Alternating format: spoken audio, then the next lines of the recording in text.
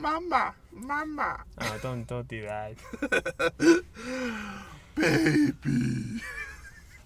Well, there's the intro, I guess. God, no. So, well, welcome. This movie is so ridiculous. Welcome to Concession Impressions. Have you had enough time to process? I'm still processing, but let's just jump into it.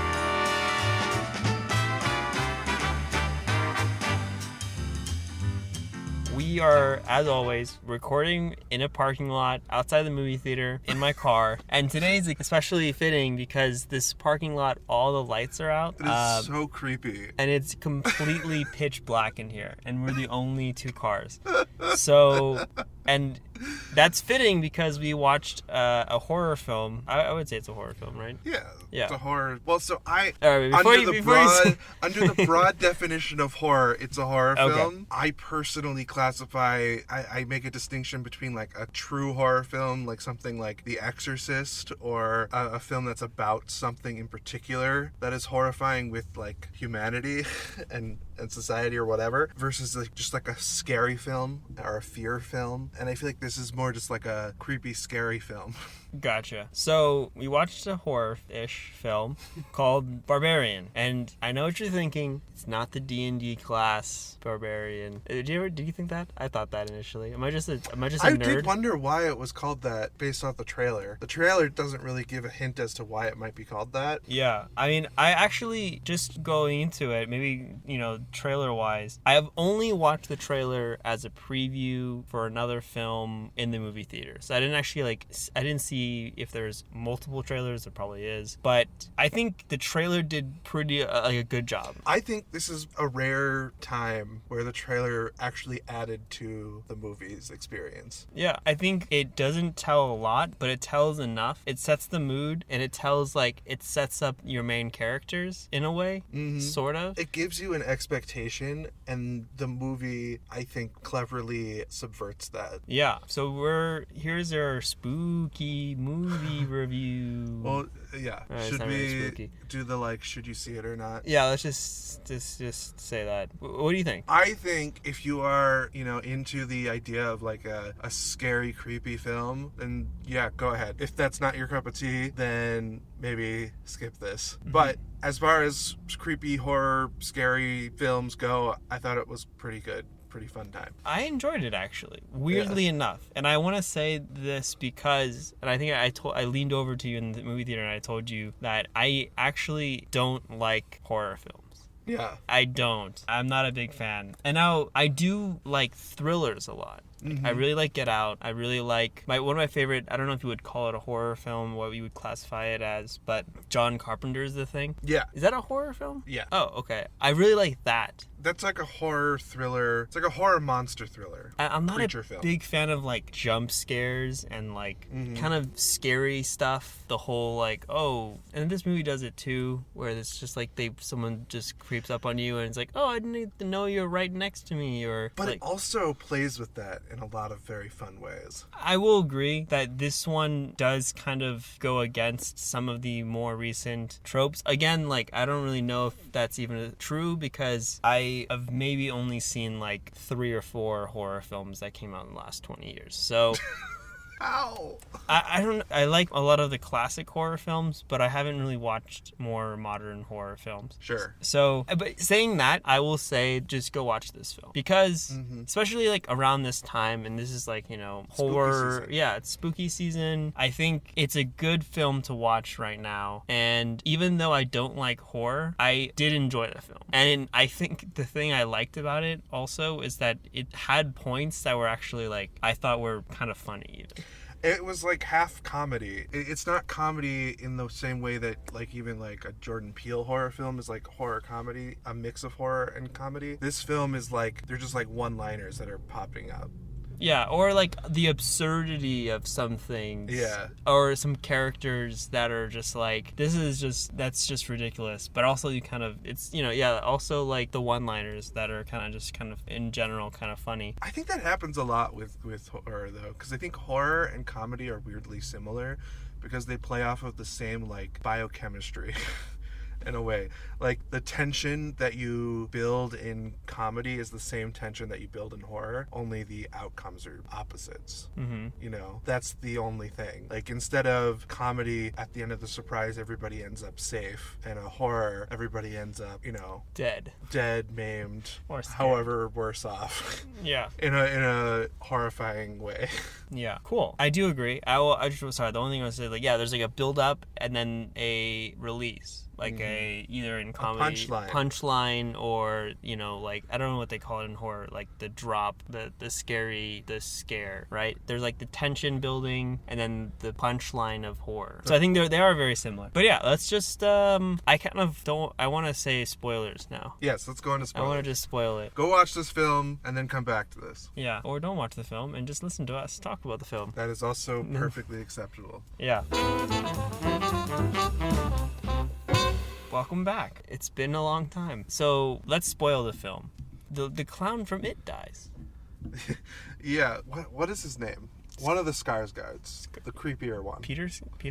Is it Peter? I don't know. I don't know. There's a lot of Skarsgårds. The actor who plays the clown in It. In the most recent It. Yeah. The most recent It. The most recent It is in this movie and is one of the main characters. Yeah. I mean, that's the first kind of subversion from the trailer and from our expectations is that he's actually not the murderer or killer or the barbarian or whatever. He's the first victim that we see, at least. Wait. Okay, in the movie, yes. So the trailer portrays, because that's what I got, was that like, oh, is it like he is trying to trick her or something like that, right? But yeah, and then it turns out that he's just a really awkward, creepy dude. Which actually... He likes jazz for some reason. Yeah, I know. I really liked him. I think his acting in it was really well. It was like really awkward, but like it was a fun awkward, and it was really clever, and I think it was really cool. I did really enjoy his part in it, even though it was very short. It was like the first 15-20 minutes or something like that, and then he ends up getting his head bashed into a wall and dies. Yes, this is interesting to me. I think you could do an analysis of this film and compare it to something like Psycho, where you have these disparate characters coming in, because it does to like a situation. Similar thing, right? It's a similar situation. Yeah. Even ironically with the mother's connection. Uh-huh. Not ironically. Anyway, even with the mother's connection, only it's literally sort of a mother, I guess, or daughter. I don't know. It's so weird. The twists are so fucking weird, and it just gets weirder and weirder. Like, the only thing I can think of as to how somebody arrived at this script is that they just took the screenwriting principle of like everything just gets worse.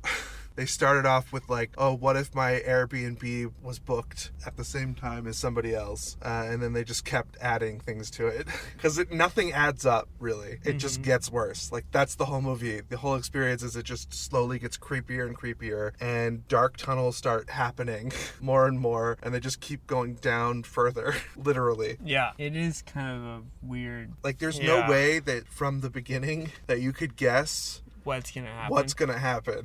Yeah, that's why I was saying that, like, I need to process this film still, because it just, like, it is like a roller coaster that takes you through. So I kind of want to break it down, but I don't know where to begin even. So there's kind of like 3 sections, I think. Yeah. It's like 3 or 4. One, the first is the setup from the 2 main characters, Tessa and clown character. I forgot his character's name.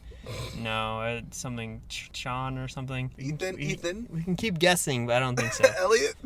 I don't know. It doesn't matter. So they meet, and there's like this tension, this weird awkwardness, and you're like, oh, what's going on? She finds a weird thing in the basement, like a weird room with cameras and stuff, and then all of a sudden he comes home and saves her, and then he gets dragged into the thing, and then they find the creature. Sorry, we're literally parked in a parking lot, and there's somebody in their car, and I think possibly because we're still under the like influence of this film, it is slightly creeping me out. They're parked right next to my car. Right? I'm getting ready to drive off and like run away. Because like, I mean, and they're also like they're also in like a weird. And they're like walking around us and making eye contact.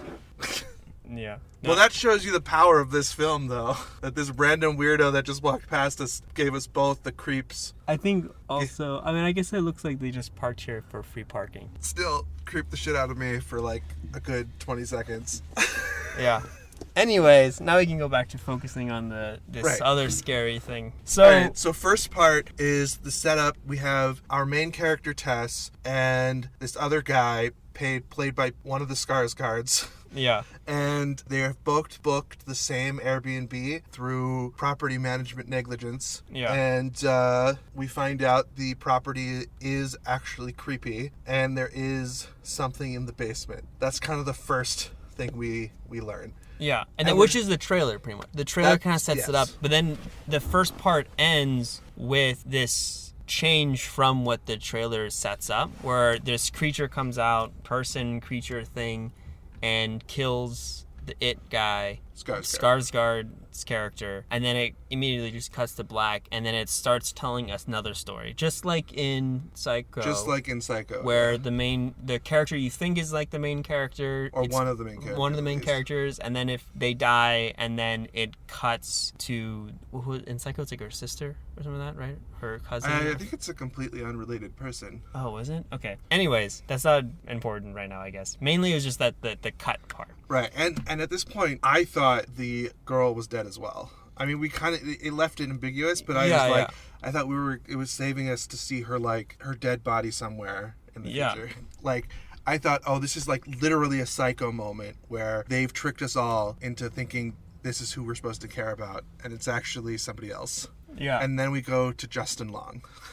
Yeah, wait, hold on. I want to say two things, though. The first problem I had with it was, like, she seems, like, smart, where she's like, oh, I don't want to go in there. And stupid at the same time. And I was like, and it's like, wait, but if you're, like, scared and you don't want to go in there, why are you doing this? Like, why go in further? I liked more the next part's explanation why the next person goes in there, more than the main protagonist, the female character. Because I was just Justin Long's reason? Yeah. For adding Squarespace yeah, to his I was property. Like, that's funny. That's a clever thing. And it fits his character. Yeah, I think that's the problem with her character a little bit, is that she does seem smart, and yet she keeps making this same stupid decision, which is she's going into the scary space. Yeah. And like, this is a thing in self-defense classes. It's called the gift of fear. They tell you, if it feels creepy and it feels wrong, run away. No matter what. Yeah. Even if it's a misunderstanding, it's better that you run away and find out later that it was just a misunderstanding. Yeah. Because, however many times out of 10, you will be right that it was creepy. Yeah. I mean, right? Like, I think the moment that he's like, I want to just check it out. It's like, no, just leave. Trust me, or I'm going to go. And if something happens to you, then, like, I'm warning you, don't go down there. Yeah. And then he's like, oh, I'm just going to go, just give me 30 seconds. And then, yeah. Then she further is like, all right, he's missing, and I know this place is creepy. Something creepy happened. It's like, oh, I'm going to go and call the police or something like that. No, I'm just going to go down there myself and then try to find him. She's like, come on. That's like such a horror thing that I just don't like. But I think it's a little bit bad, but thinking about it a little bit more, it kind of fits her character a little bit because of the first arc of this story is that she ended up trusting this creepy guy and staying in the same house, even though he was acting weird and creepy and just really awkward, and it didn't turn out bad in that interaction. But she trusted Skarsgård, so maybe it actually is set up for her character. It seems obviously stupid to do it, but it is actually set up for her character to do that. Yeah. So she's really just very stupid, actually. Maybe. She even comments on the gift of fear idea when she talks about how women have to be careful, more careful than men. Yeah, right? I don't know. That part I think was I didn't like. This is my most disliked part of the film. The first part? Which I did like their interaction and Skarsgård's acting. I thought that was really cool. Probably one of my favorite parts. But I think it's the least engaging of the 3 or 4 sections. Yeah, I would say it's probably 3 in my opinion. But anyways, I think the second part is going into... Is he the guy from... What's the movie? The other horror film. Oh, Jeepers Creepers. That's the movie I was thinking. Is he in Jeepers Creepers 2? No, he's in Jeepers Creepers 1. Ha ha ha ha ha ha ha ha. I think he actually might be in Jeepers Creepers 2. Jeepers Creepers is another just creepy, fucked up movie. I do remember watching that one. That's why I was like, oh, he's in other horror films. So I thought, like, okay. He does a lot of horror, I guess it seems like he does a lot. I think he also did I think all the acting in this film was really well done. Mm-hmm. I think he did a good job. He played like a weird... Like an asshole celebrity actor that's kind of getting Me Too'd. Yeah. And he's going to sell his property. He owns this house, actually, and then he goes there. That's another thing I don't understand. I guess it maybe gets kind of explained that his family's from Detroit, like, because it seems like his parents live 4 hours away from this house. But I still don't, like, why would he own this house in this neighborhood that is clearly downtrodden and, like, hasn't been a place that people have lived in for many years? It seemed like he didn't know what anything he was doing, and it might have just been like someone told him, like, oh, you should buy this property. Yeah, you should make money off of this kind of thing. He does seem like the type. His character, not Justin Long, but the character that Justin Long was playing. So he arrives and he's like trying to sell it, and then he's like, oh, he finds the basement, and then he's like, wow, I can use this to increase the value of the place by finding all this like hidden rooms underneath the building. So he starts going in and like measuring everything. So clever, I think, that scene of him measuring things and just getting deeper and deeper into this tunnel system. Yeah, it's like equally funny because he's like, wow, 9 more feet. And then it's just like calculating in his mind. It's just like, it's funny, but then like, you know that... It's an example of Hitchcock's bomb under the table. Yeah. Exactly. And of course it all goes bad. He falls into a pit. Anyways, I don't know. I don't want to summarize the whole film, but like pretty much what honestly, this film, like, I think you could summarize this film and you would still be worth seeing because it adequately, I think, has such great control over its tension. That's true. And that's all this film is doing. Like, this film is not it's not a smart film necessarily. It's very smartly directed, but there's no like message to take away really. It's just really, I think, smartly directed and effective. Yeah. So he falls in, and like pretty much what happens is there's a big twist where you start to realize that this creature that lives down here is like a mother, and she's capturing these people to be their babies, and she's like feeding them milk and stuff like that. And you find out that this creature thing is the result of a like murderer, rapist guy, a kidnapper, rapist, murderer, incestuous who would kidnap people and then get them pregnant and then have a baby and get that baby the baby pregnant, and then so on, and keep going. And then they find this old man, and he's like really old, and then so we don't find him until later, right? There's a flashback before that, right? That's true. And it goes into, there's a flash, then it cuts to a flashback that explains that whole thing I just said. Mm-hmm. And then there's like this last part of where pretty much they escape, and then the useless cops don't help them at all. Yeah. Although I think it does it in a way that it both, is fairly empathetic to the cops because they clearly are understaffed and dealing with a lot of crime in the city, but also I think it shows just how much the cops don't care and are useless when they don't care. Yeah, definitely. That's like really a big point of this movie at all. It's kind of just a joke. I think it does make sense. I did think like, okay, at least they like had that idea and like they just didn't, continue. I feel it was kind of frustrating to me though how useless the cops were in this. I mean, they literally just like drive off. Hey, that's they don't investigate anything.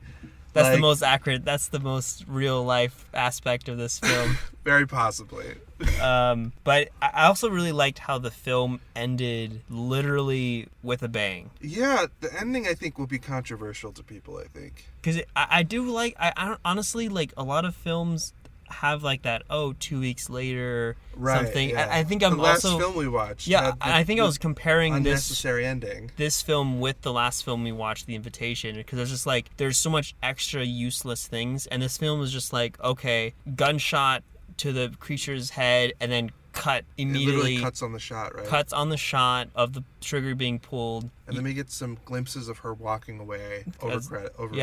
Over the credits, which I thought was just, and then just end. Like, there's nothing else. I think it's a great ending, I feel like. Yeah. I like the ending in the way that it really, I think, was very empathetic to the creature, to the mother. Yeah, I actually almost thought that she was going to let her there's hesitation there also. I was like, oh, is she going to let her live and then, like, live with her, or, like... do something, I don't know. Or just let her be, or something like that. Like, it was interesting. I did like that hesitation, that pause, and then the, like, decision, and then just cut to black. I think if they had just let her live, then this would have been, like... It would have been like, oh, they're trying to get a sequel, and I would have found that annoying. This way feels correct to me. Yeah. Where it's almost open-ended because you don't actually see the creature die either, right? I feel like it's less open-ended. I think she is dead. I feel like... I mean, how does she survive a gunshot wound to the head? Okay, going back to Jeepers Creepers, the same thing pretty much happens, right? Like, they run it over and they, like... But that's a mythical creature. I mean, this thing was pretty... It tore through a wall, and it, like, ripped a person's arm clean off. It, like, ripped a person in half. Like... Yeah, I mean, she was, like, weirdly strong. But she's still just, like, a human. She's just, like, an inbred monstrosity.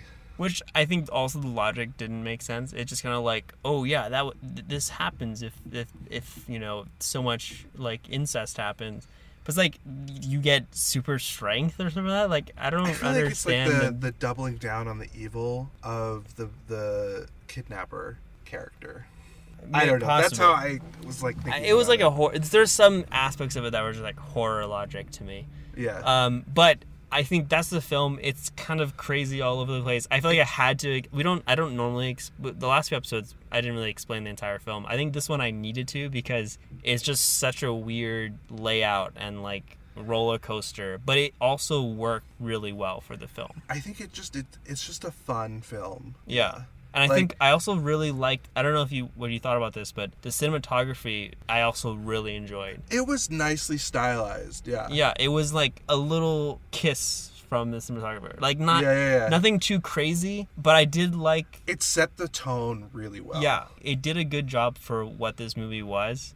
I think because, like, the first... I think most people are going to find the first section to be their least favorite, but I think if you did not have that slowness of the beginning, then the rest of it would have had to have been so amped up and so crazy for it to be effective as it was, that it wouldn't have worked as well. I think the fact that it had such a slow beginning, where it's just this creepy eeriness between these two characters, allows the insanity to really flourish as the rest of the movie as things just continue to, like, get worse.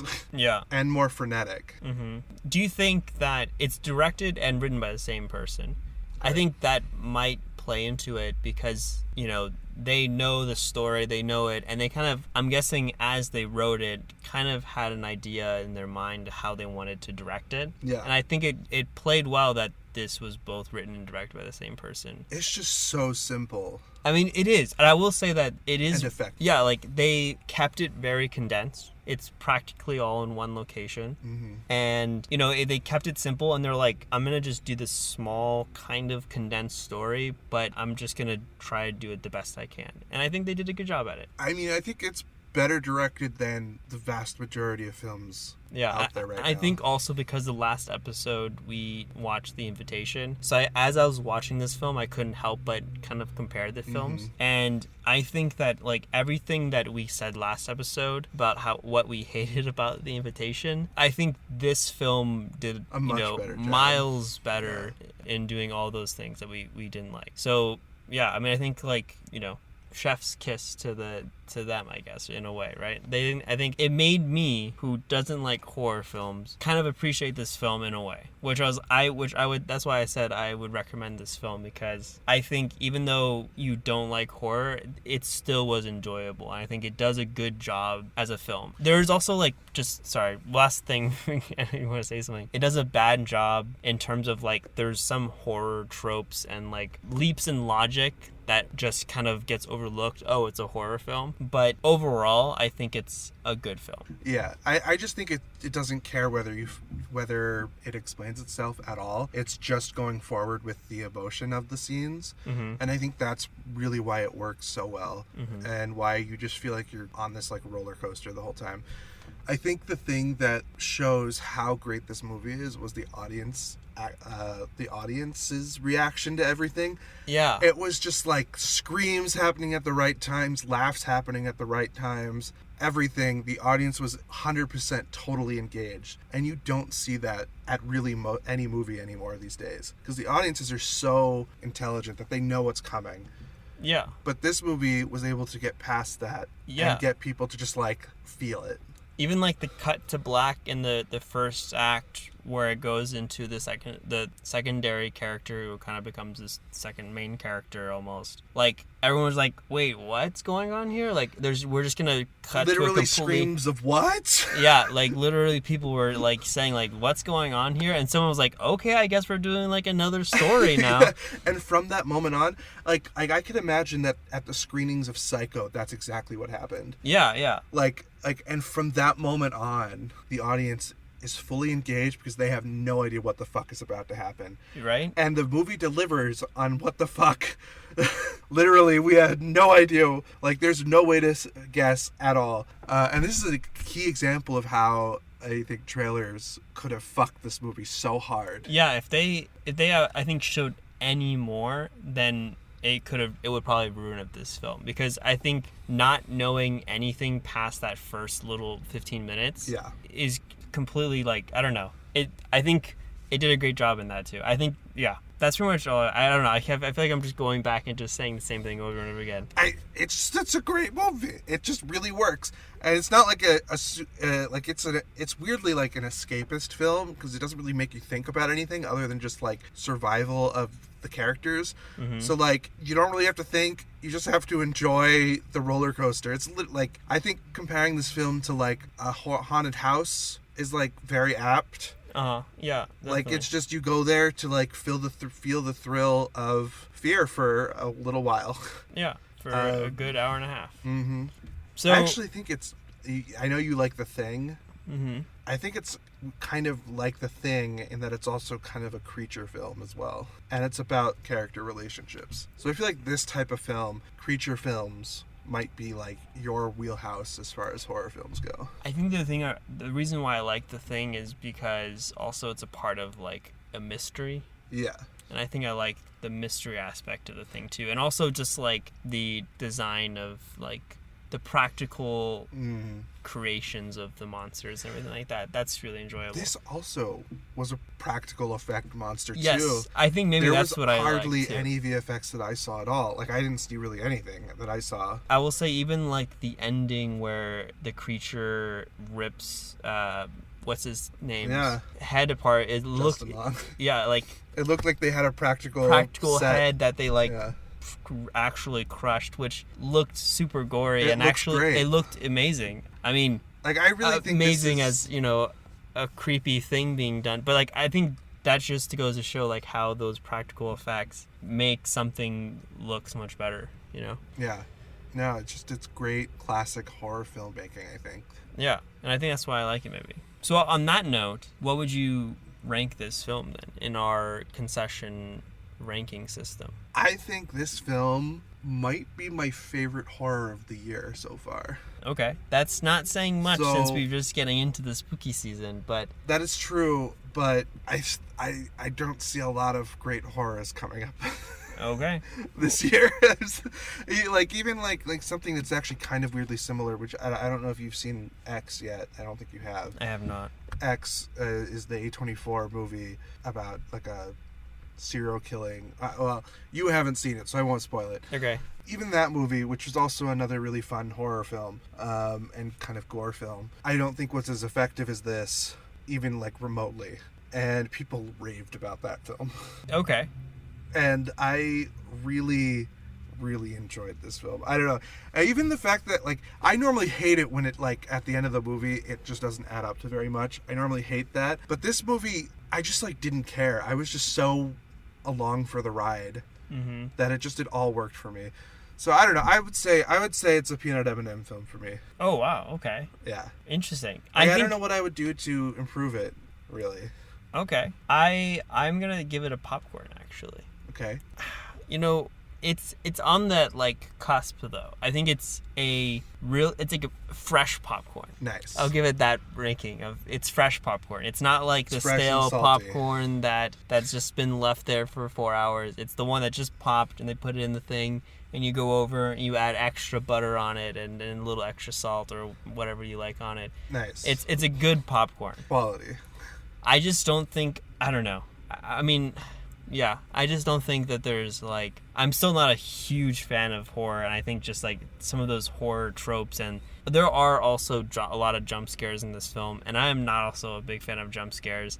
So I think like those things is what prevented me from giving it a peanut M&M score, because it also had a lot of those great elements of like classic horror of practical effects and like actual true scary stuff and gory kind of moments and just mood and tone. Yeah. Like, oh my god, like I even like it makes you look at the entire scene because you're expecting like something to move or something in the background to change or a face to appear somewhere. Like you're just on edge the entire time. It is just so effective to me. I don't know. But I really enjoyed it. I think though it could have done with less of the actual jump scares. I don't know. I feel like a lot of times horror films just add a lot of jump scares just for the sake of it. Hell of it. Like there's a quota they have to meet. Like, oh, we have to add another jump scare. Let's just have him enter the room when she's changing or something like that. I remember reading somewhere this week that the writer of The Black Phone, I don't know if you saw that. That was another horror. Actually, The Black Phone is another horror film that I really enjoyed this year. That also would be like in my top horror films of the year. But the writer of that film said something like you have to have a scare like every 10 minutes or something, and I thought that was just very stupid. I disagree. And I think popcorn film, it's great. I recommend it. I'm just not a big fan of horror, and I think that, you know, those horror elements just kind of pulled it down for me a little bit. But I think if you're a horror fan or you like watching horror, I think it definitely would be a peanut M&M film for you. But I actually think it's saying a lot that you, as not a horror fan, rated it so highly. So even if you're not a horror fan, I think you could watch it and really enjoy it. Yeah, I think as a non-horror fan, I'm giving it a pretty good review. So I think that's why I was like, just go watch it, especially right now. You know, go watch it. Like, it's probably gonna be out streaming or rent it or something like that, or buy it by the time Halloween comes around. And it'll be a nice Halloween film or something like that. You know? Yeah, I mean, it's kind of like a ghost story, like a really satisfying ghost story. The lady underneath the house or something. It doesn't have like a particular moral or message or anything. It's not really about any character or really anything specific. It's just effectively scary and fun. But it's also scary and fun in a way that's not like so overly demented that you're like left in like a awful state of mind by the time you leave. Mm-hmm. Like sometimes there are movies that just like leave you completely like mentally decimated. And this movie doesn't do that. Mm-hmm. Which I think is why if you're not a horror fan, you might still enjoy it. Yeah, I agree. I think that about wraps it up though. So, also fun music. Yeah. Oh, yeah. You mentioned that. The music also plays well to it. Like it's just like another joke. A good choice of songs that go without the movie. Also, very abrupt transitions. This movie had so many really abrupt transitions, which is another reason why the ending was so interesting because it was also so abrupt. Mm-hmm. I don't know. Like, I feel like this movie is like taking to heart a lot of the like screenwriting wisdoms that you're told, like the everything gets worse principle, the bomb under the table principle, the get in late and leave early principle, all of that. Every scene has that almost. Yeah, definitely. I think it, like I was saying, like it plays at those like core elements. It doesn't expand on it. It just plays at those and then just kind of does the best it can with those. Yeah, it's just all about engagement. Anyways, that's it for today's episode. It's a wild one.